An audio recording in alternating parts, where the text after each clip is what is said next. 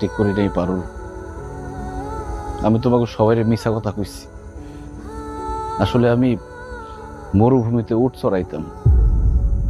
জানো পারুল, মরুভূমিতে এত গরম, কোনো সুস্থ স্বাভাবিক মানুষের পক্ষে 1 মিনিট দাঁড়ায় থাকা সম্ভব না।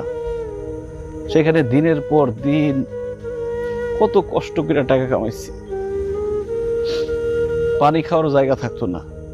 মাঝে মধ্যে মনে হইতো জানটা বাইর হয়ে যাইব। অনেক দূরে যাইতে হইতো পানি খাইতে। বেশি দূরে চলে গেলে মাঝে মধ্যে ফিরতে ফিরতে রাত হয়ে যাইতো। বালির মধ্যে ঘুমায় থাকা লাগতো। কখনো খাইয়া কখনো না খাইয়া দিন রাত এক করে কত কষ্ট করে টাকা কামাইছি, দেশে পাঠাইছি। অথচ আমার আব্বা আমারে কইলো আমি নাকি বিদেশে গিয়ে ঘোড়ার ঘাস কাটছি। আপনি এত কষ্ট করে টাকা ইনকাম করছেন, বাড়িতে এসে টাকা এরকম